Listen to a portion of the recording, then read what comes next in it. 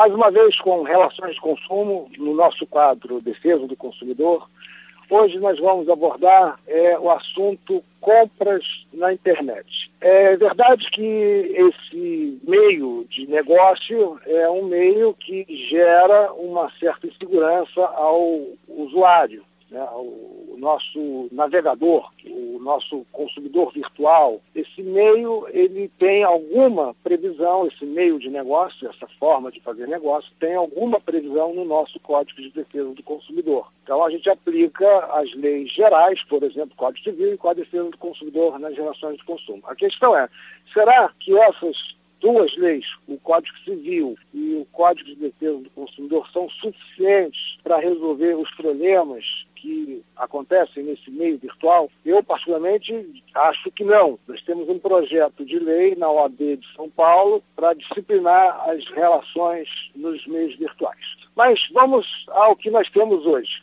Uma empresa que pretende montar um site para oferecer produtos e serviços na internet. O nosso objetivo aqui nesse programa não é necessariamente defender o consumidor, mas principalmente informar o consumidor, formar novos fornecedores, gerar nesses fornecedores a responsabilidade, a consciência de que um bom tratamento ao consumidor é fundamental para que ele participe desse mundo globalizado, para que ele cative e conquiste novos consumidores e transforme esses consumidores em clientes. Então, para a empresa que pretende montar um site na internet para vender produtos e serviços, a primeira preocupação dessa empresa é observar o seguinte: pela regra hoje do Código de Defesa do Consumidor, esta empresa, quando cria um site oferecendo produtos e serviços, ela precisa indicar necessariamente aonde está situada fisicamente a sua empresa. Qual é o objetivo desta obrigação?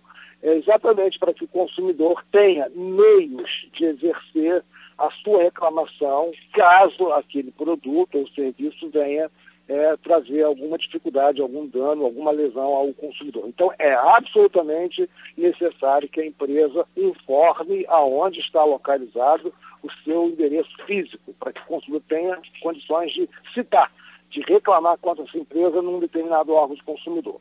Bom, se não fizer isso, saiba a empresa que se ela não cumprir com esta obrigação, ela fica sujeita a uma multa que pode variar de 300, o PIR, ou seja, vamos traduzir isso para a moeda, converter para a moeda, aproximadamente R$300 a aproximadamente 4 milhões. Qual é o critério para quantificar esta multa? O critério é exatamente qual é a repercussão, qual é a dimensão dessa empresa. E, evidentemente, o órgão que aplicará a multa pelo não cumprimento dessa obrigação, ou seja, de colocar o endereço físico, pode pedir relatórios econômico-financeiros para analisar o tamanho dessa empresa e, em razão desse tamanho, arbitrar o quanto da multa. Bom, essa, então, deve ser uma preocupação. A outra questão importante aí, e evidentemente já atende ao consumidor também, então para o fornecedor uma obrigação de fazer, para o consumidor um direito. Os produtos oferecidos no ambiente internet estão sujeitos excepcionalmente a uma regra, então uma regra excepcional.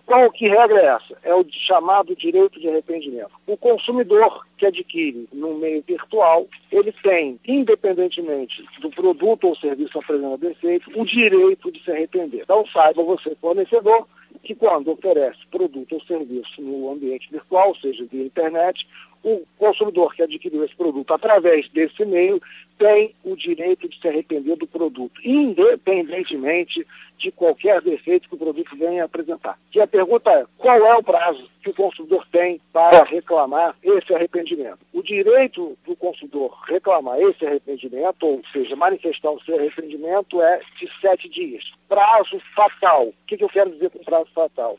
Se o consumidor não exercer o seu direito de arrependimento no prazo de 7 dias, ele não tem mais direito nenhum de reclamar arrependimento. Evidentemente que continuará tendo o direito de reclamar eventuais defeitos que o produto ou o serviço venha apresentar após esse prazo de 7 dias. E a pergunta é, qual é o momento que esse prazo de 7 dias, ou a partir de quando esse prazo de 7 dias começa a fluir? Se é produto, se a empresa está vendendo um produto, esse prazo de 7 dias começa a fluir a partir do momento que o produto é entregue ao consumidor. Então, o consumidor recebeu, no direito nós chamamos esse momento aí, a entrega do produto de tradição. Então, a partir da tradição, ou seja, da entrega, esse prazo de 7 dias começa a fluir. Em se tratando de serviço, o prazo de 7 dias começa a fluir exatamente a partir do aceite, ou seja, a partir do momento que o consumidor manifestou a aceitação daquele serviço. 7 dias também. Bom, dificuldades aí para resolver esse problema de arrependimento, ou esse direito de arrependimento do consumidor. Em se tratando de produto, nós temos que observar o seguinte: o fornecedor deve colocar lá no site, ou seja, no seu sítio, né, na sua empresa virtual, como se dará esse direito de arrependimento, dizendo o seguinte: olha, eu estou em São Paulo fisicamente, tem um anúncio no meio virtual, você, consumidor que adquiriu, está em outro estado, se você se arrepender desse produto, o envio do produto é por sua conta. Porque se o produto foi entregue aqui no Rio de Janeiro e o consumidor simplesmente resolveu se arrepender daquele produto, quem compete ou a quem cabe é a despesa com o envio daquele produto para o fornecedor. A empresa, se ela não informou isso no site, a interpretação é a favor do consumidor. Ou seja, o consumidor não tem que assumir essa despesa com o envio do produto. Então, eu quero dizer o seguinte: o direito de arrependimento do consumidor não exime esse consumidor, ou seja, não dá direito a esse consumidor de ficar com o produto. Então, ele tem que reenviar, entregar, devolver esse produto. E se nada tiver dito no site, a despesa com o reenvio do produto é por conta da empresa. Se a empresa informou, olha, o reenvio desse produto, caso você manifeste no prazo de 7 dias o seu direito de arrependimento, é por sua conta, bom, aí está informado e o consumidor sabe, ou deveria saber, porque deveria estar informado lá, de que essa despesa fica por conta dele. Em relação ao serviço, nós temos uma dificuldade muito grande, porque se efetivamente o serviço já foi prestado e o consumidor já usufruiu esse serviço e ele se arrepende dentro do prazo de 7 dias, bom, como reenviar o serviço? Né? O serviço foi prestado. Aí vem uma questão bastante complicada na nossa doutrina e jurisprudência. Quando o serviço é prestado via ambiente virtual, nós temos aí o chamado fato consumado. E aí é necessário que o consumidor demonstre que aquele serviço não lhe trouxe nenhum tipo de proveito. Porque se trouxe algum tipo de proveito a esse consumidor, a lógica, né, a inteligência da jurisprudência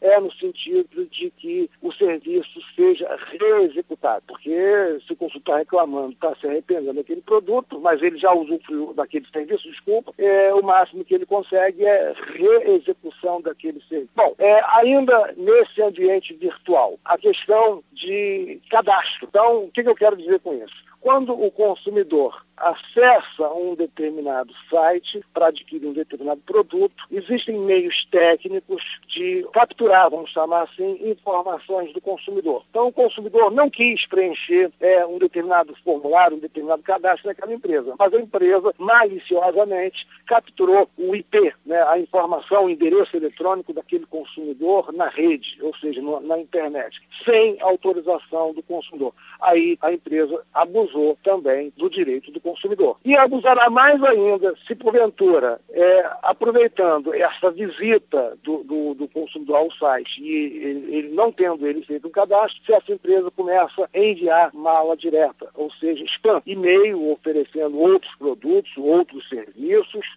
sem que o consumidor tenha autorizado, sem que o consumidor tenha se cadastrado. É uma prática comercial abusiva que fica também sujeita à multa, aquela multa que eu disse no início da minha fala, que vai de 300 a aproximadamente 4 milhões. Então, consumidor, tenha muito cuidado ao navegar na internet, ao adquirir produto pela internet. Só adquira produto de empresa confiável. Antes, busque e verifique se essa empresa existe fisicamente. E tem no site, né, de navegação, tem lá um cadeadozinho. Aquele cadeadozinho que aparece no rodapé, ele indica que aquela empresa tem meios de proteção de transações seguras. E também nunca deixe de proteger a sua máquina, o seu computador, com um bom antivírus, porque nós temos muitos usuários maliciosos na rede que acabam capturando informações e acessando cadastros, cartões de crédito, contas de banco e fazendo operações comerciais no seu nome. Portanto, na rede, todo cuidado é pouco. Bons negócios. Até a próxima.